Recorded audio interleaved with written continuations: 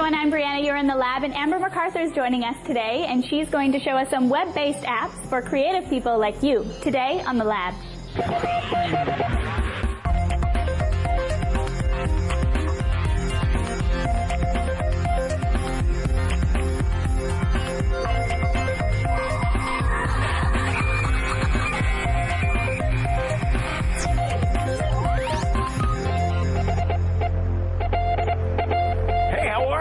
Welcome, the lab. It's on the air, ladies and gentlemen, and we are going to have some fun today. I'm so glad you're here. This is the show where you're going to learn all about technology, amazing stuff.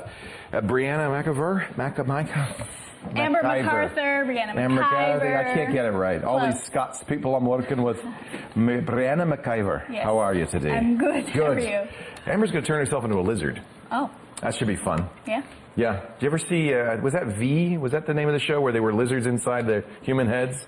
They were aliens? Never saw it. Before you were probably. born. I'm pretty sure of it. Also coming up, we've got Alex Lindsay. He's going to talk about digital photography and how you can use shutter speed to improve your photography. One of those settings you might not mess around with, but we'll show you why you might want to. Akash Sablok is here too with some great gadgets. I love his gadgets. Yeah, he's going to do sights and sounds in the home.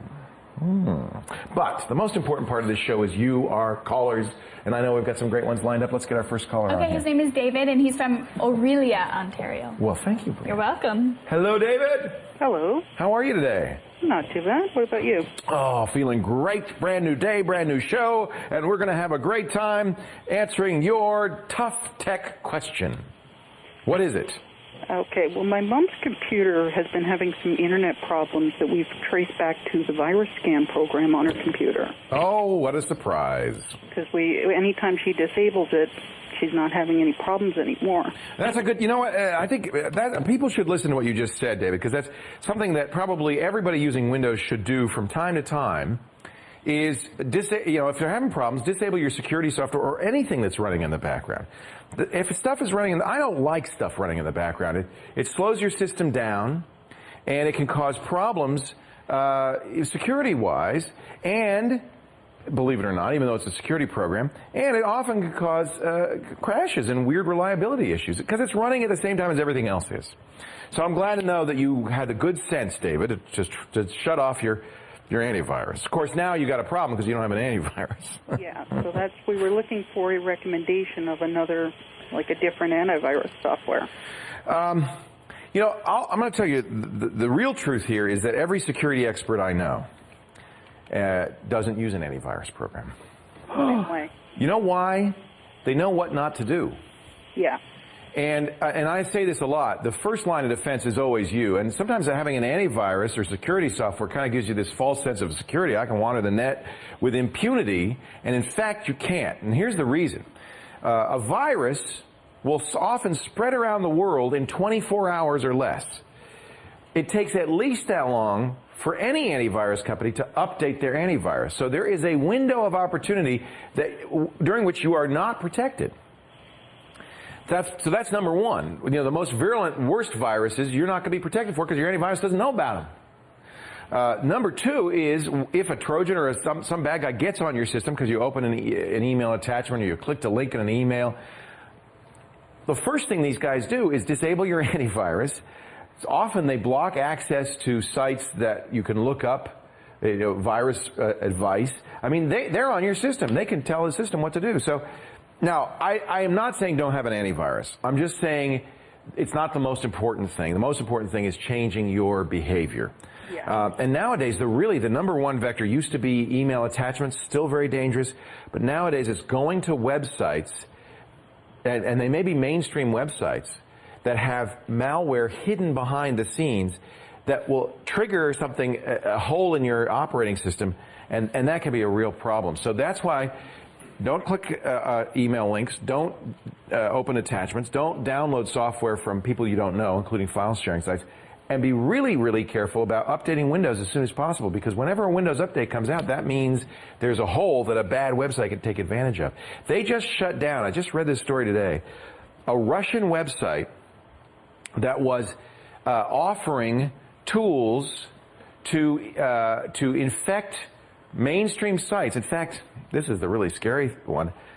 A large number of the top 100 websites on Alexa had this stuff on it. So it doesn't mean, oh, don't go to hacker.com. It means a lot of sites are dangerous. You may not even know it because the webmasters have been infiltrated. The bad stuff's gotten on the system. So it's really important. The antivirus is going to protect you from stuff like that. It's really important that you change your behavior, do all these things, update Windows. Now, having said all that, there are some programs I recommend that don't cause the problems that some of these big bloatware security packages do. I don't recommend the big security packages. My favorite antivirus is Nod32 from ESET. You could try it for 30 days. The reason that I like it, Sean did a benchmark test, I think it was last year, we should probably update this, but did a benchmark test last year in which we found that this was the antivirus that slowed your system down the least. Now, they are selling, I think now, a big package of security. I don't recommend that because you don't want all that stuff running on my system. For spyware, this is the best, well, maybe not the best, but it's all you need. It's Windows Defender. It's free from Microsoft, microsoft.com/defender. I would turn on the Windows firewall, but really your best bet firewall is a hardware router, any broadband router. I'm sure your mom has one of those. Yeah, we've got one. Yeah. That's a really good hardware firewall. You only need Microsoft's Windows firewall just to prevent infection from within your network. So you do those things. You secure your router properly by using, wireless encryption. If you're using a wireless router, changing the name and password so that people can't figure out what hardware you're using. You do those things, you're going to be secure. The software is a second line of defense. But I do recommend Nod32. I really like it. I do recommend Windows Defender. I have heard good things, believe it or not. You know, I'm an anti-Norton guy, but Norton Antivirus 2008, and I think we have to redo our benchmarks again because Norton 2008 is much more lightweight than it was before, and I've heard very good things about it. I do not recommend the full security suite, Norton 360 or Norton Internet Security. I just recommend the antivirus by itself. Okay? That's the problem with these bloatware solutions that have everything but the kitchen sink, cause all sorts of compatibility issues. Hey, thanks for the call. It's nice that you're helping your mom out like that. Yeah, thank you very much for your help. All right, David. Have a great day. You too. Take care. Coming up, Amber MacArthur's found a new website that's better than Photoshop. She's going to use it to turn herself into a lizard. When the lab continues. Stay right here.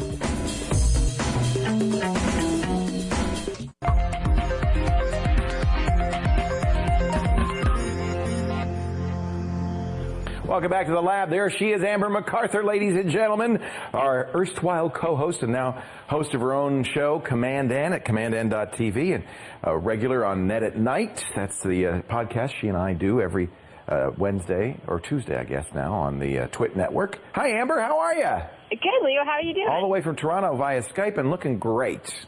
Thank you. I have professional lights in the room now, just for you, Leo. You leave them on all the time, don't you? I do. I just sit here waiting for the webcam to go off. It's awkward. Hey, we're going to talk about a really interesting site that promises to give you a lot of the power of Photoshop on the web. Yeah, this is cool, and you were the one who initially sent me a link to this. The service is called Aviary, and it is a website where you can go and you can use a bunch of different web applications that will allow you to edit images. There's a music editor, so they have a suite of web-based applications that will allow you to be really creative without spending a ton of money on software like Photoshop and other professional tools that are out there in the market. They're all named after birds. The first one is available. These are all the ones they're hoping to do down the road. Are these done in Flash and Java? How are they doing this?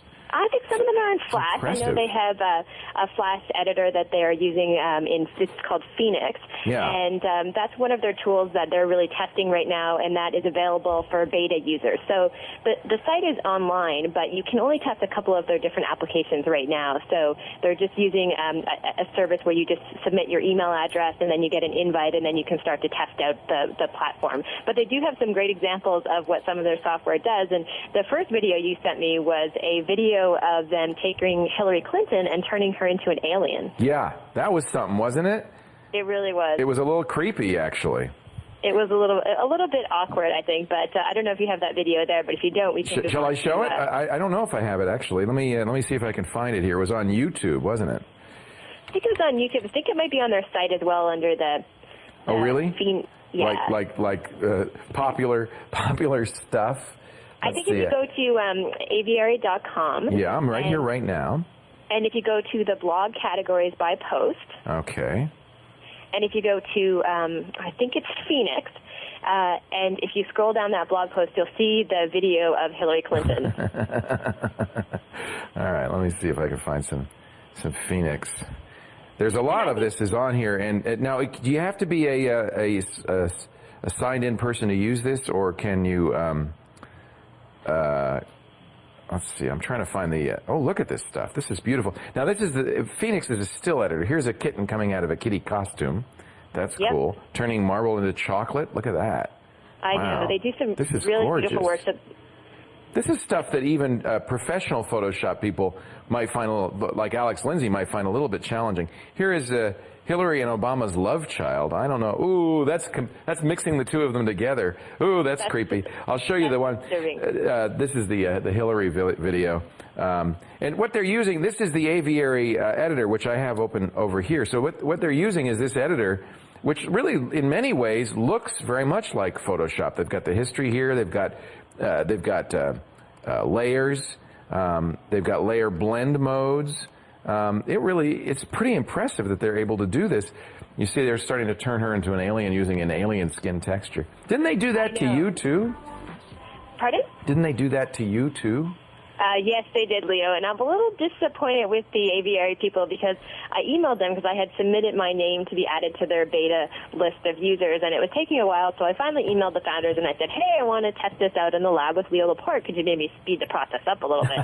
Oh, they did. I was name dropping, I have to say. And so what they did is they said, yeah, sure, no problem. And so I went in and I got access to the Phoenix image editor, and I uploaded a photo of me and two of my girlfriends, and then a few hours later I get this email that says, hey, I hope you don't mind, but we got one of our artists to turn you into an alien. Great. I can find that on ambermac.com, right? You can find that on ambermac.com, and if you have Aviary open right now in my account, you can also see the different layers, but it is on my blog as well. Ooh, look at that. We just finished the Hillary Clinton edit. So I mean, when you see something like that, I know Photoshop experts who look at that and say, that's hard to do even in Photoshop. I mean, this is some skills people are using. Yeah, they have some great artists on their team, but I think one thing that's unique as well is I've tested out the Phoenix editor a little bit, and I think they do a great job of making it really simple to go in and to use different tools, and they have good tutorials on their site. And so they're really kind of demystifying the entire process for people who are a little intimidated about doing this type of work, and they're giving them a free, easy-to-use, web-based tool that allows them to go in and experiment and also see what other people are creating. So I get the sense on this website they're also almost trying to generate a community of people who are doing lots of neat artwork using all the different tools, so they build up almost like a social network of creators who test out the Aviary products. That's kind of what happened to you. So I went to your images, and here's the image that you uploaded, and as soon as I went to the image, I also see that there are derivatives. So there's another tab here, and I could see what people have done. Avi said, sorry, I can't resist editing it, and here's the edited version using that same kind of lizard skin. Alien Mac. Oh, that's creepy. I know, and I don't know what I was thinking posting this on my blog. Most women would never allow anyone to see that, but it was just too good to pass up. That's what we love about you, Amber. You're not vain. Oh, thanks, Leo. And they did it really quickly because literally within 2 hours I got an email back that one of their artists had done this. And so it really shows you the power of their tools. And like I said, they're in beta, but the plan is to launch these throughout the year, and then people won't have to pay for really expensive software like Photoshop. They show, by the way, and you mentioned the layers, the different photos they used, where they got the lizard skin from, where they got the nose from. And so that really is kind of neat. You can watch how somebody does something like that, which is really very useful, I think.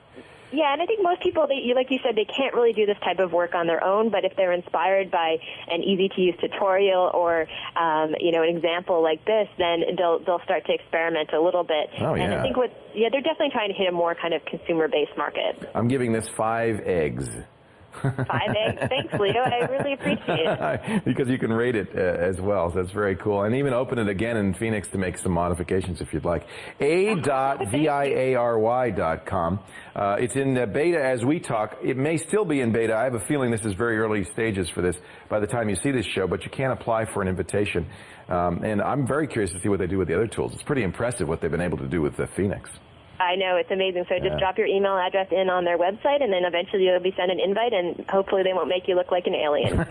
Thank you, Amber MacArthur. Thank you. Find Amber's alien picture and more at ambermac.com. That's her blog and website. And, of course, commandn.tv is her video podcast, which comes out every Wednesday. Thank you, Amber. We'll talk again very soon. All right. Take care. Coming up, our gadget guy, Akash Sablak with digital media gadgets, and Alex Lindsay, the Photoshop guy. He's going to talk about digital photography and shutter speed, what you need to know as the lab continues. But first, a close-up of something fast and something slow. What is that? I'll tell you what, we'll zoom out and find out as the lab continues. Stay right here.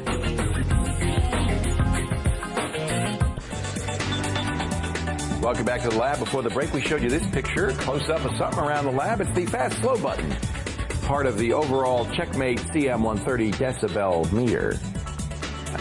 Okay. You have one of those? You measure decibels? You want to hear me scream with frustration because I can never get those? All right, let's get another caller on the air. He is tough. Brianna, what do you have for me? I have Terry. He wanted to join us on webcam, but unfortunately he's from Stewart, BC, and they're not having good weather today. Oh, yeah. Webcams don't like bad weather. Yeah, no. Hello, Terry. How are you? Not too bad, Leo. How are you? I'm fantabulous. What can I do for you today? I just got a question about defragging my computer. Oh, okay. And the question is, like, I'll do a defrag to my computer, and when it's done, it'll show like white spaces, empty spaces in between colors. It's all broken up. Oh, no. And a friend of mine was telling me that it should be all solid color with no spaces in between the colors at all. No, that's not true exactly. Oh, okay. So the reason is, and if you look at the defrag program, it might even tell you this. There are things that can't move.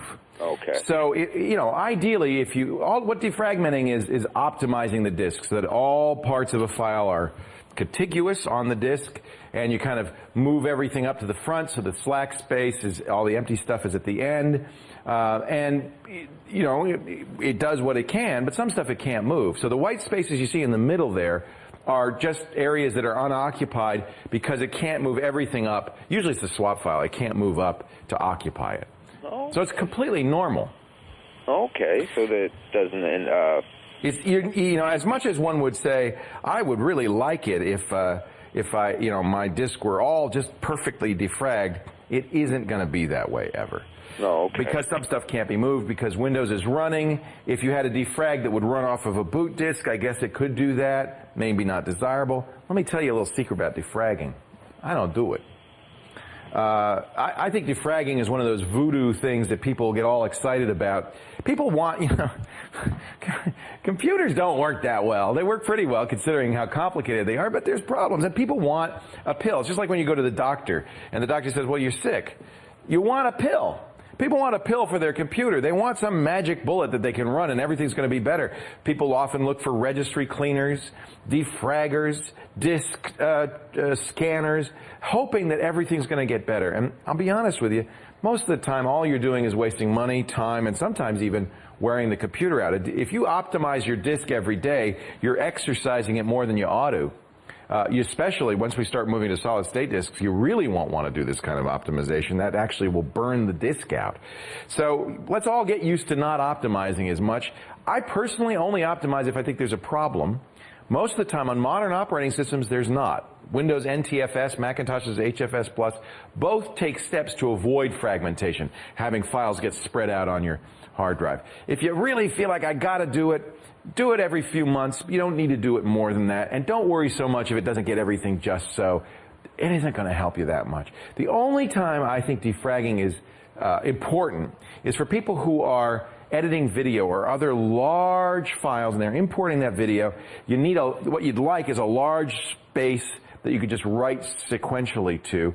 So if you do a lot of video editing, usually you'll use an empty hard drive as your storage. You'll digitize to the empty hard drive and not worry about that defragging to do it. But if you don't have an extra hard drive, then defragging can sometimes help you speed up the import. That's the only time I think defragging is necessary. Sean, I'm going to ask you for a second opinion so that Terry doesn't think I'm completely nuts. You don't have to agree.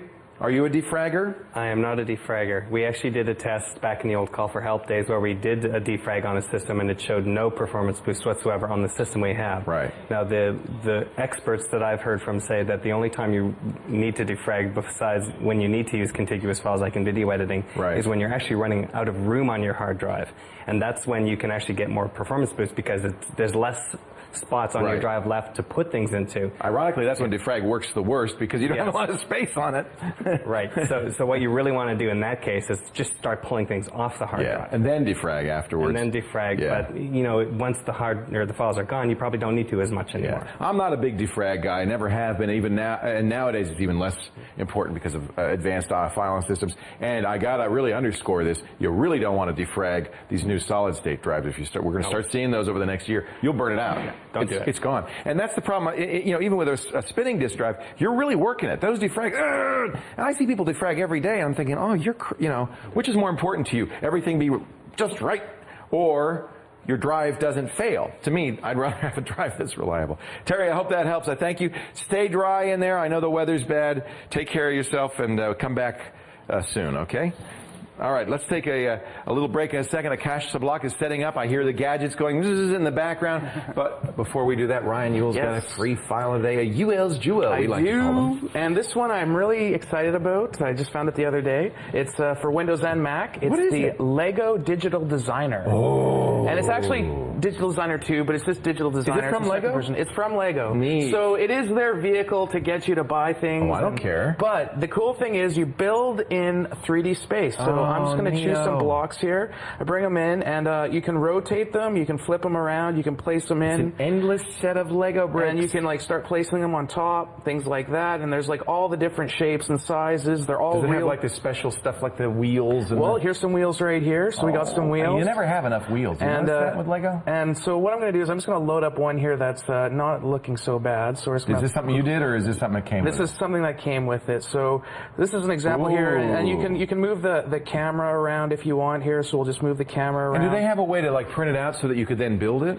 What you can do is you can actually have there's a price button here, check price. So it's going to check the price on this model. It says it'll cost you about 12 bucks Canadian. And then of course can you order all the individual pieces? I think you can. I haven't tried ordering it myself. That's cool. So they would send it to you? And you can choose different Can you get a shopping list? Like I need 8 bricks, I need 6 bricks. If it comes on here, you can go send to lego.com and actually send the list up there. And there's different building guides, so you can actually choose different kits. This has come a long way since I was a kid. It's really cool. It's a really fun program as Mac and Windows. I played with Lego till I was 27. But that's why the buying is important, because it's that physical thing, right? This is just you design it. This is the starting point. But you got to build it. Yeah, it's the building. I love Lego. I try to get my kids to play Lego all the time. We have thousands and thousands of pieces. Yeah, you buy it for them, huh? You figured that out, did you? This is free, and you can find it where? Go to labwithleo.com, Ewell's Jewels free files. You'll find this. This is an awesome one. There's a lot of good ones on there, so that's where you find it. Thank you, Ryan. You're welcome. Lots of great jewels there. We all love gadgets, don't we? Akash Sablak is the greatest gadget guy around. He's here with some new digital media gadgets, stuff. Watch your pocketbook. You're going to want to buy it. Alex Lindsay's going to tell you how shutter speed can improve your photography. But first, it's our quick quiz question of the day. Which company runs IMDb? Amazon, All Media Guide, eBay, or the Ewell's Jewels Corporation? I don't know. Let's think about it. We'll find the answer a little later on as the lab continues.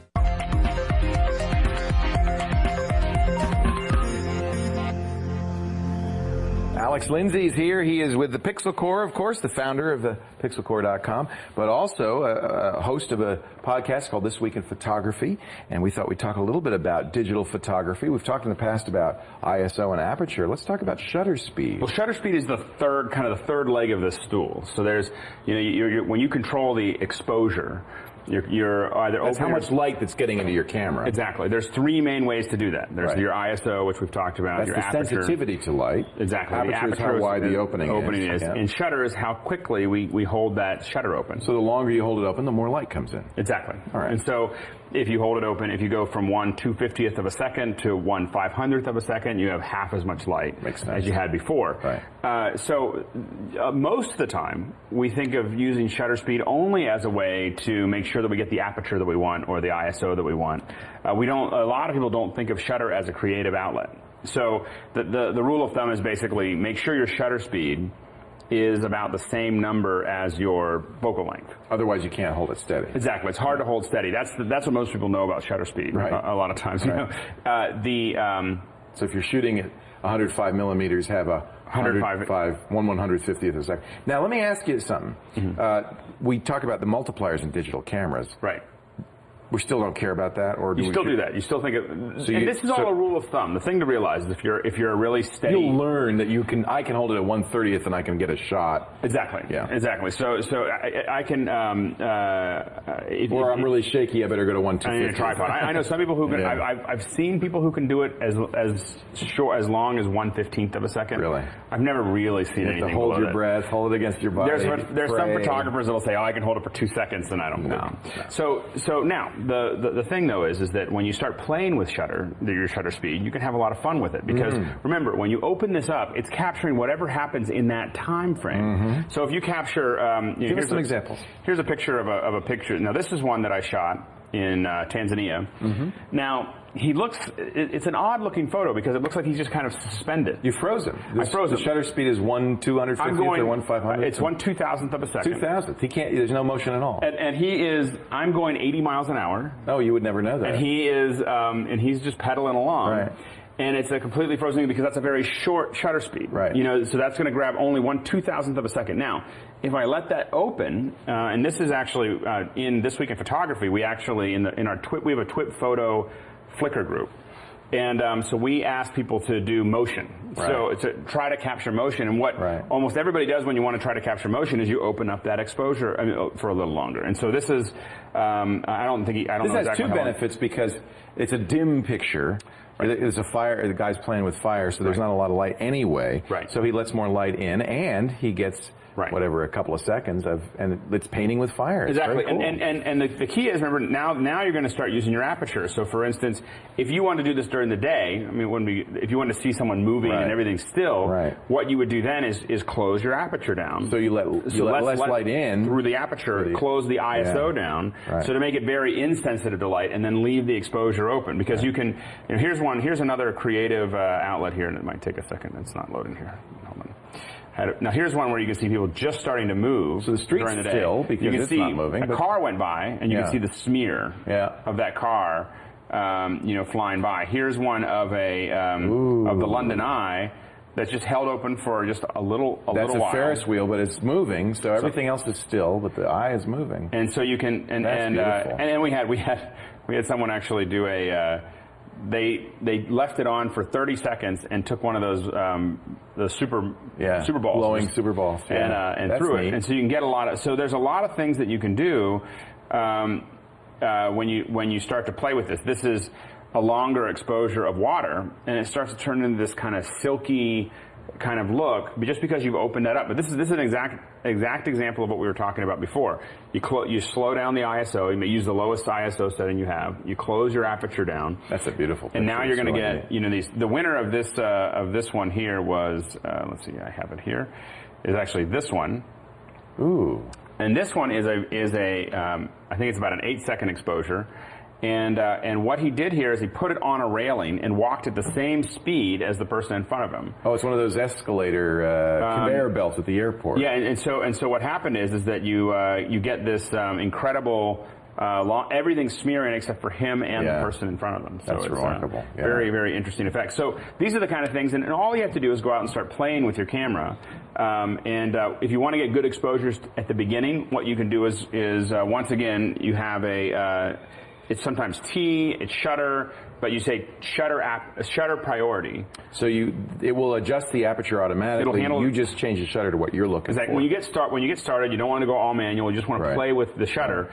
That way you can start opening that shutter up without having to worry about whether your exposure is going to work or not. And it's just, you can get all kinds of really, really fun. It's a good excuse to get a tripod, too, because you could do much longer exposures and get some really interesting night scenes and so forth. Yeah.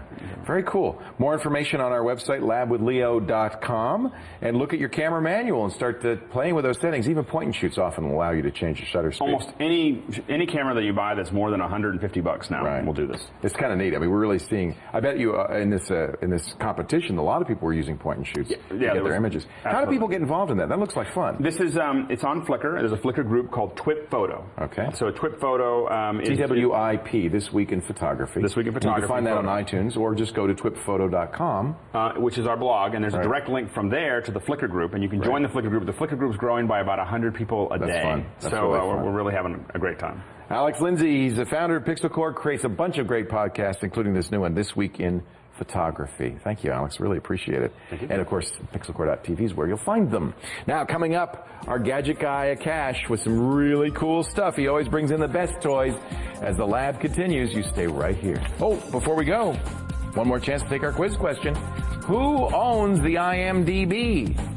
The Internet Movie Database. Amazon, All Media Guide, eBay, Ewell's Jewels. Think about it. We'll answer that question when the lab continues.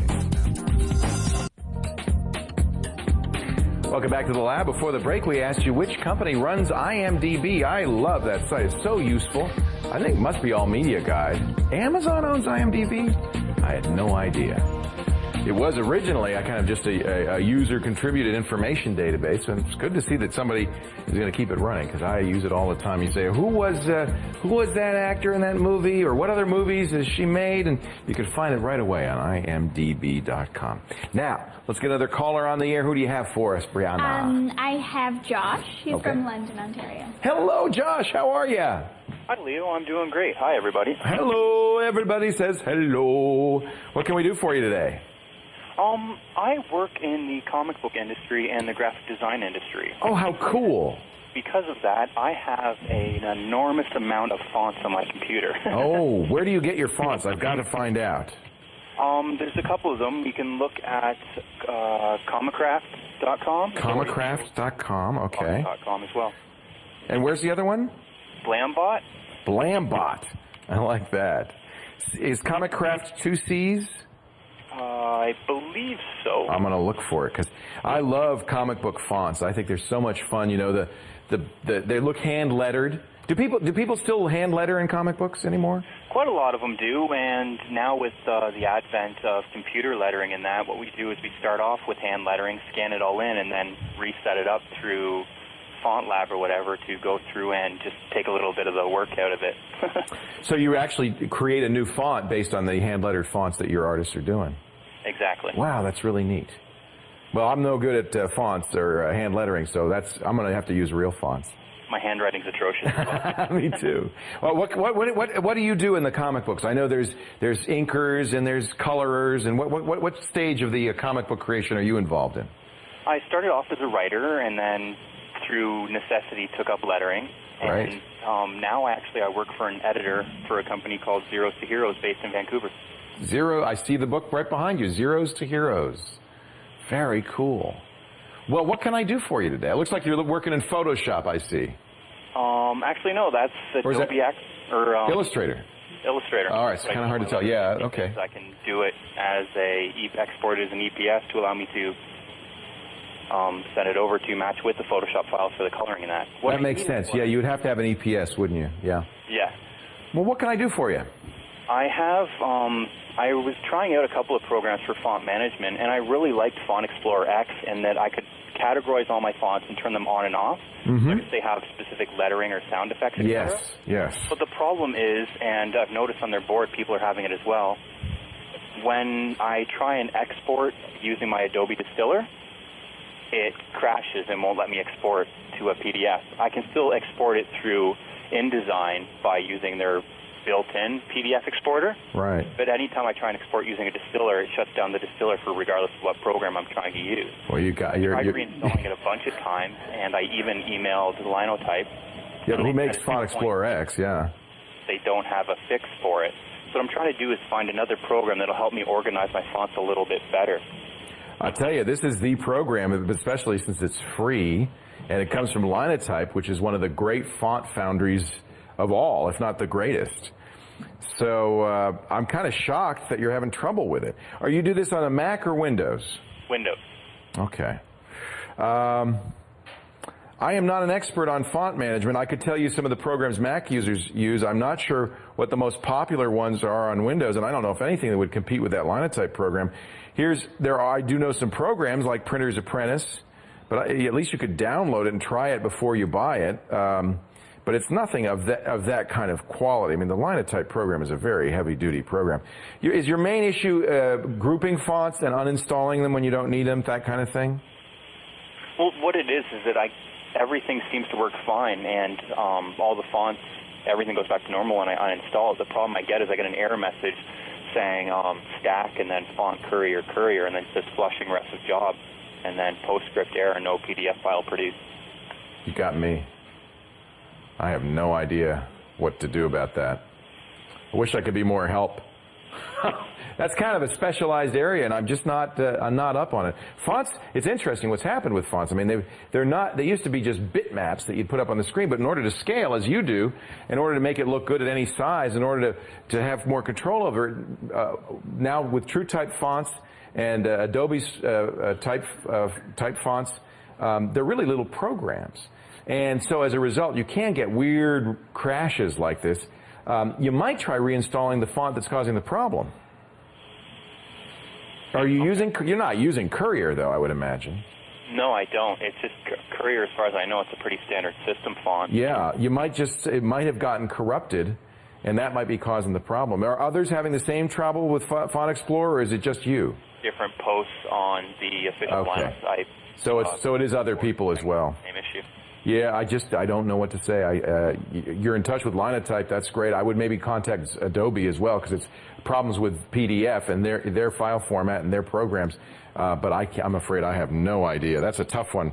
I'm not an expert on that subject for sure. Okay. Thanks for the call, though. It's really nice to meet you, and I'm now going to check out Zeros to Heroes.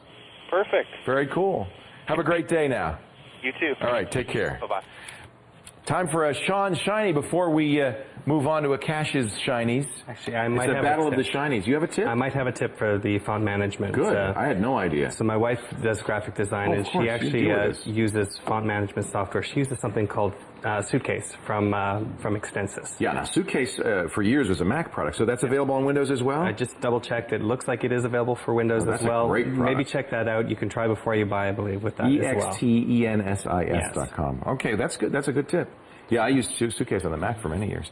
Now, what is this? Looks like a little stereo system we got here. Well, this is kind of a little stereo system, but what this is from Axiom Audio. Mm-hmm. It's a company that has been more well known for designing home theater components. Okay. And they decided to bring their craft to the world of computer systems. These are beautiful. I mean, I really like how they look. Mm-hmm. So these are customizable to an extent. You can get them in a variety of colors. And they're really high-quality speakers.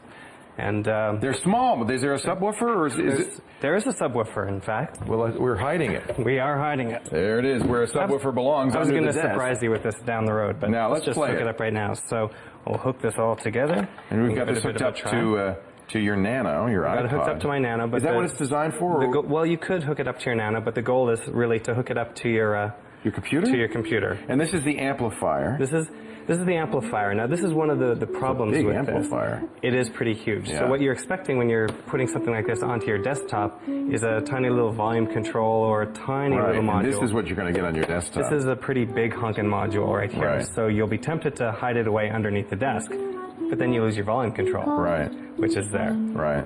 Now, the system sounds very good. So sounds great. So this is $350 for this. That's not bad for a system, including the subwoofer? The subwoofer is extra. Okay. And the subwoofer does actually add a lot. We're on low setting right now, so it's... He's going to turn up the bass. So you've got three different settings right here. Now the neighbors are going to complain, I mean, what are you having, a party up there? This sounds good. Yeah. So let's get your pros and cons up here, your shinies and dulls, there as we say.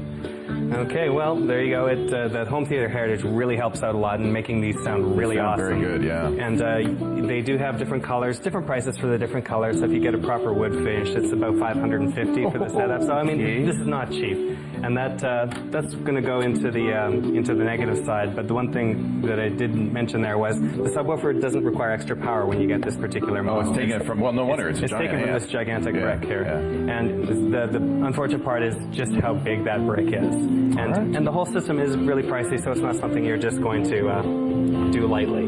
Very cool. Thank you, Sean, from Axiom. Coming up in just a bit, Mr. Akash Sablock with his digital media gadgets. I think maybe we'll see some more speakers. Who knows? I hope As so. we continue, stay right here.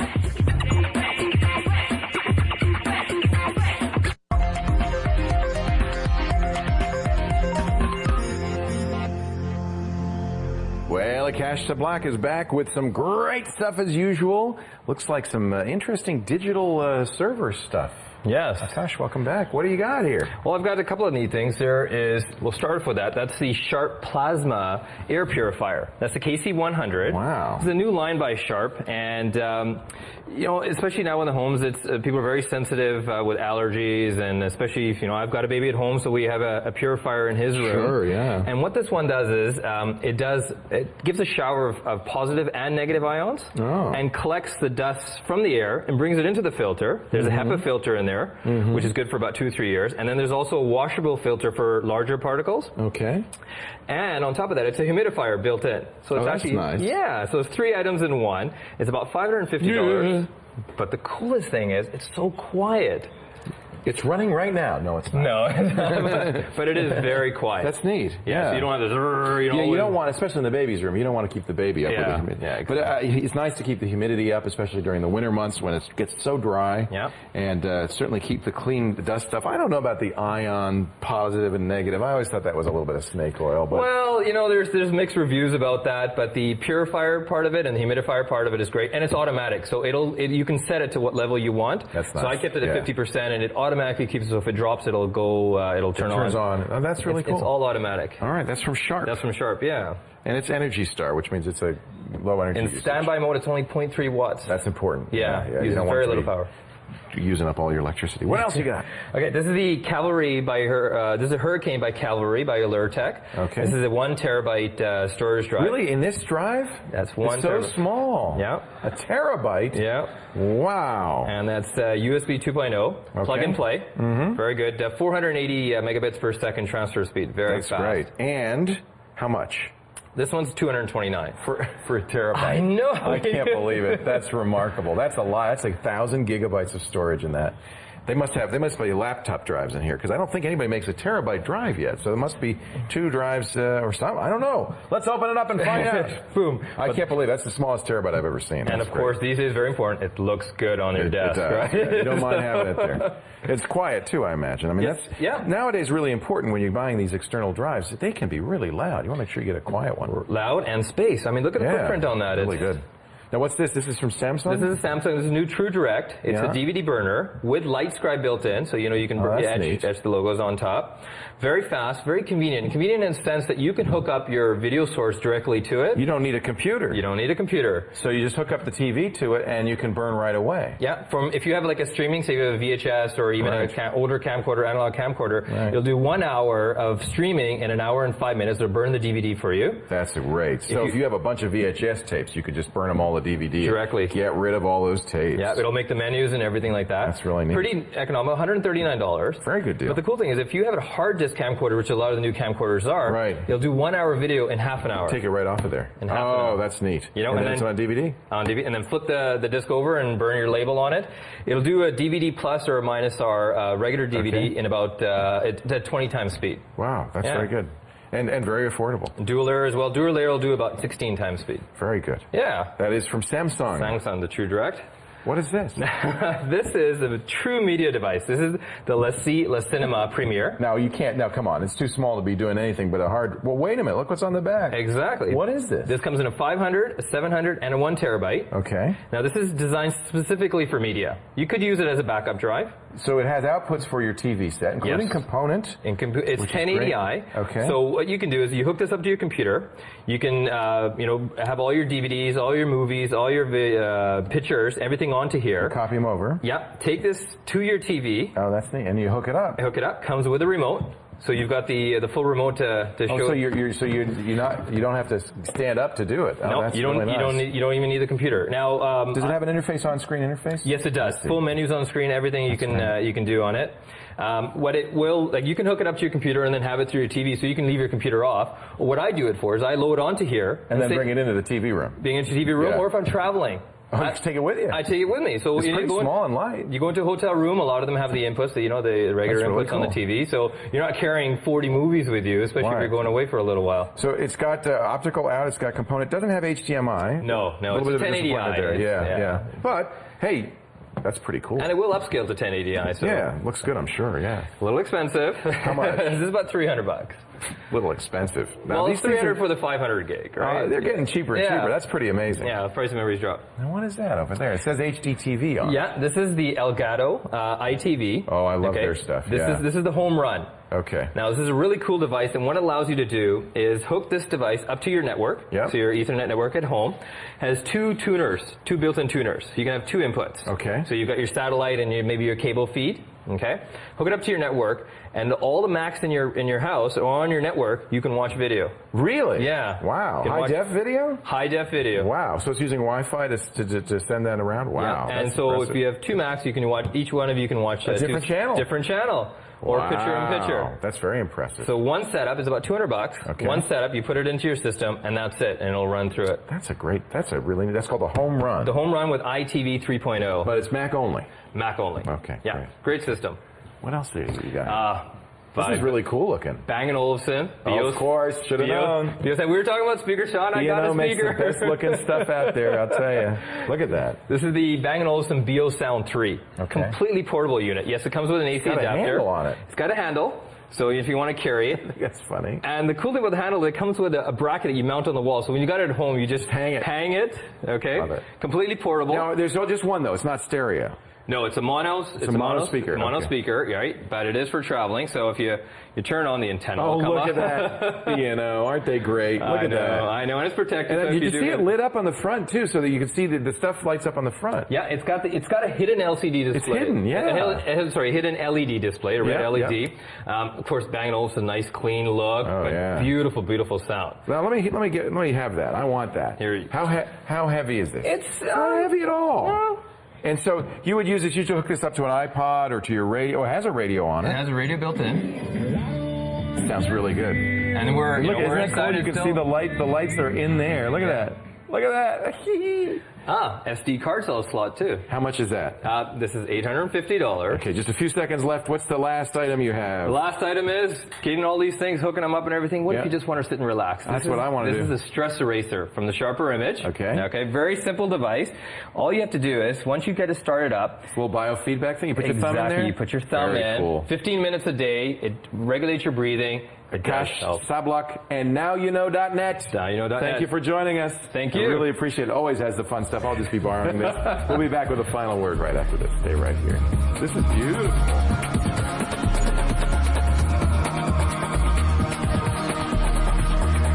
Boy, those were gorgeous speakers, weren't they? Oh, I love them. I need that stress eraser. Yeah, no kidding. Hey, we thank you for being here. I hope you didn't find any stress. Hope you learned a thing or two, and I hope you'll come back. We'll see you next time on The Lab. Bye-bye.